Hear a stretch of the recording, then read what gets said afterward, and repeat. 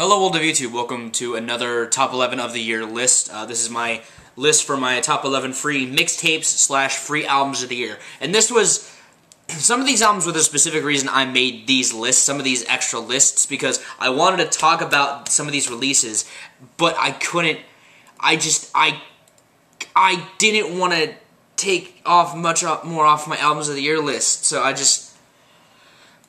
ended up making this third list of mixtapes, and this actually helped me find more mixtapes from other artists and appreciate them more, because there were some mixtapes that I had that I liked, but I wouldn't really classify them as a favorite, like Mac Miller's Best Day Ever, or even some of the other Charles Hamilton mixtapes that came out this year. There is one of them on here, but I mean, and it was hard to pick which one I really liked the most, but I didn't want to flood this thing with just Charles Hamilton, so, but it was cool to find more mixtapes and get into even more acts. So I actually enjoyed making this list probably the most out of a lot of these other lists. But there's no honorable mentions on this one. I just wanted to talk straight about 11 mixtapes that I really enjoyed that are all linked down below for you to download, because that's the cool thing about mixtapes. They're free, motherfucker. And at number 11 is one that you guys might not agree with me to put on a list of favorites, but it's Lupe Fiasco's Friends of the People. Now I'm going to preface this by saying I did not get lasers. I love Food and Liquor and The Cool too much to check out that album. I've heard nothing but really bad things, so I'm depriving myself of that purposely. I like Lupe too much to want to check out that. And I was kind of disappointed with this kind of having some of the same vibes that I had heard about on Lasers. Literally, I've not heard any songs that are on Lasers, except for the beat of one that was used on a mixtape that's mentioned later on in this list. I didn't want to check it out. Because it's like hearing about that album from an artist that you like and you respect, and you just hear that it's shit. It's exactly what that is, and I just... maybe one day, next year, I'll check out Lasers, but now, I'm just not. But Friends of the People, I dug it. If that's how Lasers is, I'll dig Lasers, but I won't love it. I wish I could have put it higher, but I mean, it's weird to me to hear him like this. Not completely different, just mostly the beats were weird, but I dug the content of some of the lyrics, of course, because Lupe is great at that. But I kind of wish I put it high. I kind of wish I liked it more, but I mean, it wasn't terrible. I will say that. And at number 10 is Rap Hard by Kid Cudi. This was kind of just a bunch of unreleased tracks, but I dug it. It's very raw. It's very it's kind of similar to his other mixtapes, but it's even more so, like in terms of raw and how he sounds, and it's weird to hear this, because I mean, this year had a lot of just unreleased material coming out, and while I dug that, Cudi, it was cool to hear Cudi sound like this, and it seemed kind of natural for him, so I definitely dug this. I'd check it out. If you like Kid Cudi, you'll like this. If not, if you're kind of just a moderate fan, I'd give it a pass, but I dug it. I thought it was cool. And at number 9 is Elephants at the Door by Dumbo Gets Mad. I got into this through Needle Drop, and I loved what I was greeted with. This very, again, raw, lo-fi-ish sounding, psychedelic, like, alternative almost. It was really cool. I dug this quite a bit, actually. I haven't listened to it much recently, because I've been really just expulging on a lot of newer music, but I definitely highly recommend this if you want a great throwback, like just fantastic trip that almost sounds like something out of a time machine. It's great release. I cannot wait for more from these guys. I dug the vibes of the songs, and I dug the just complete structure of this album, and I'm glad that it's out. It's a good breath of fresh air into this genre. That seems to be, to me, psychedelic music seems so refined now, and this is a great anti-refined, and I dug it a lot. That was awesome. And at number 8 was I Love Life, Thank You by Mac Miller. Out of his releases this year, from what I've heard, I dug this the most because, again, the vibe was awesome. The beats were probably my favorite out of the stuff he's used. It seems more alternative to him, and it actually fits him, I feel, better than some of the beats he chooses to use on stuff like Best Day Ever, and what I've heard off of his album that came out. I don't even remember the name of it. I think it's Blue Street something. But I dug the vibes of these tracks, and I feel that this is actually a good direction for him to go to. It's very... It kind of surprised me, too, as to how natural it felt, because I'm used to hearing these poppier beats from him, but to hear him spin on this side of the spectrum, it was nice and very refreshing. So I recommend this out of all the stuff he's released this year. I recommend this the most because I liked it more. And at number 7 is Vacation by Bomb the Music Industry. Austin recommended this one. Austin 3 Creation, if you haven't checked him out, his channel on the screen somewhere. Good energy, lots of energy behind this, and I really dug that. And this is actually the first album of theirs I've listened to. But if it's anything like this, I will definitely go check out more. I like the kind of mishmash of certain sounds, like this kind of drive into energy. It's almost like like pushing the pedal down in a car. Like it starts off very calm, and then it ramps up with this large amount of energy. And I dug the kind of abrupt manner of these songs at some points, like the abrupt ends, or the way that the songs just kind of feel almost sporadic at points, and I dug that, and it definitely fits the vibe of ska, of the genre, at least to some respect. And again, I thank you, Austin, for introducing me to this release. It was really good. It was really awesome, amazing. And if you're watching this, Austin, what should I get more from Bomb the Music Industry? Because I will definitely check those guys out. Awesome stuff. And at number 6 was another album that I wasn't even aware of, but I fucking love, thanks to Austin. 13 Chambers by Wugazi.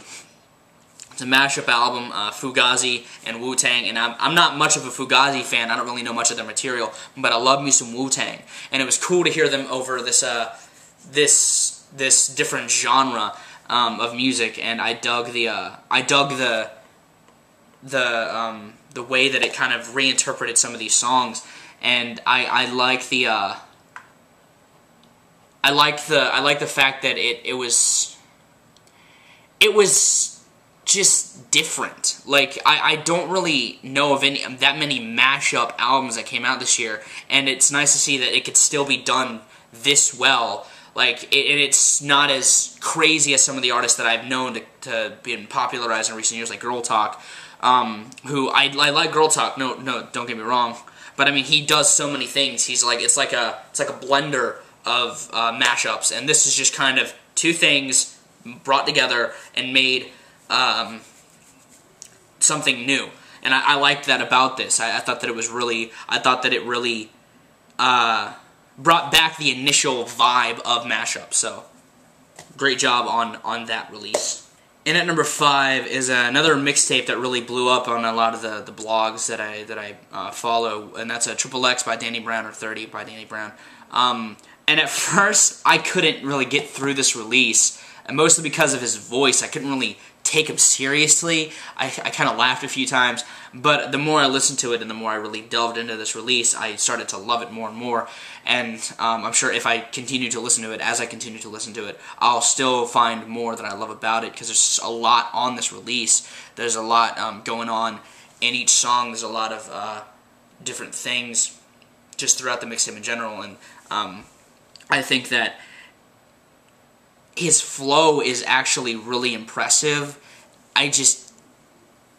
In terms of a recommendation, I would give it a few listens if you're not, because it really took me a bit to get into this mixtape. But when I did, I was grateful that I did, because I enjoyed this little dip into this new artist. Because again, I got into a lot of new artists this year, and this one definitely was one of the more interesting ones that I got into. So I again really recommend this release, but give it a lot of listens. Give it quite a few listens because you might surprise yourself. Because I didn't think I was gonna like this, and I kept listening to it because I was wanting to find what everyone else was finding. I wanted to see what everyone else was getting, and I just couldn't get it first. So definitely check it out. XXX, awesome release. And at number 4 is "What the Hell's Wrong with You" by Charles Hamilton. And in terms of his older stuff, this is a weird venture because he sounds so aged. And I mean, I'm trying to find a better way to wording this. The beats are really bizarre. He's not really keeping on tempo with a lot of it, and he's kind of rambling at points. But I mean, it's an interesting listen. And I mean, he had a lot of releases this year, but this one was probably my favorite, mostly because of how it was done.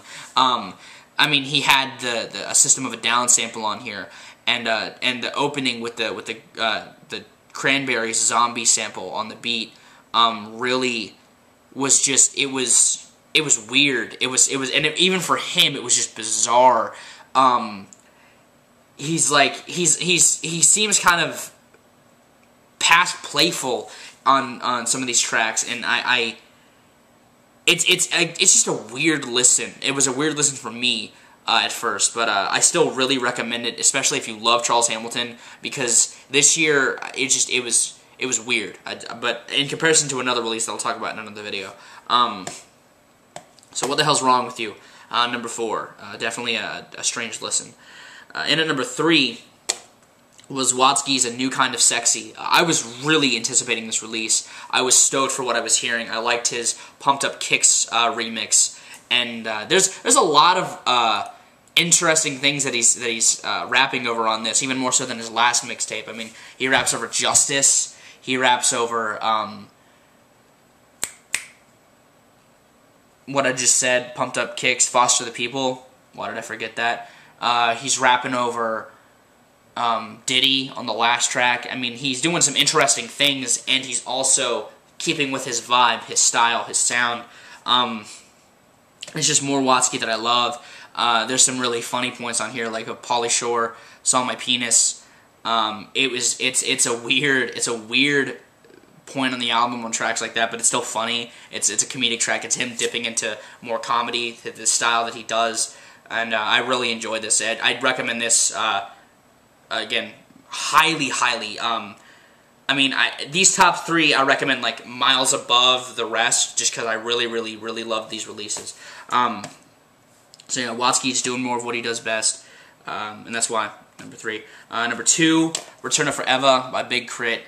I talked about this in the song video a little bit on Dreamin', but this mixtape or free album is just, it's so damn. It was my introduction to Crit. I'm not gonna lie. I have not checked out his earlier stuff. I've only checked out the stuff that came out this year, and I love this. I love this mixtape. I like the style that he's bringing forth. It feels like he's bringing old school back into relevance on this, and I enjoyed that quite a bit, because I'm not a big fan of the hip-hop of today, and while Crit's featured on a lot of popular hip-hop artists of today, or at least some of them, like Ludacris's new mixtape, I enjoyed this slice of what he's bringing forth, and I hope he continues this style, because I will definitely buy what he's selling. I dig the messages in some of these songs. I dig the almost the flavor of some of these tracks. Like there's a lot of spice here on some of these beats and how he's delivering on them. So definitely a great variety of an old school sound. Return of Forever, awesomeness. And at number 1, Ex-Military, Death Grips. Holy shit, this release is intense. And I mean, I talked about this back 6 months ago on the favorite albums of the year so far list. This release just packs a punch and keeps on swinging. I mean, for a debut to come this strong, for this group to come this strong, how they're doing, is just impressive. The samples on here are just ranging in just bizarreness. The punk samples, the Jane's Addiction samples, some of the hip-hop samples, really going to the point, getting direct with what it's talking about, and it has the dark flavor that I love from hip-hop. I mean, you have this semi-variety with this really just aggression-fueled stuff. I love it. I love Death Grips. I cannot fucking wait for new things from them. I'd say breakout group of 2011. Just saying, probably out of all the groups I got into this year, they were my favorite. I love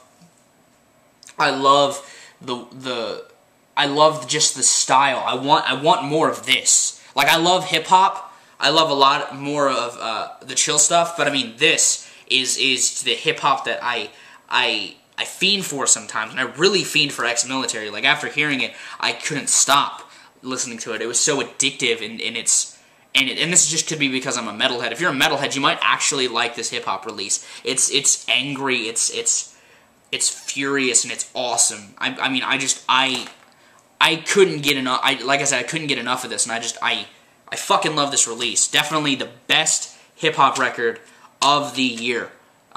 Even more so than all 6s and 7s, more so than anything else. Ex-Military is my hip hop record of the year. It's so damn good.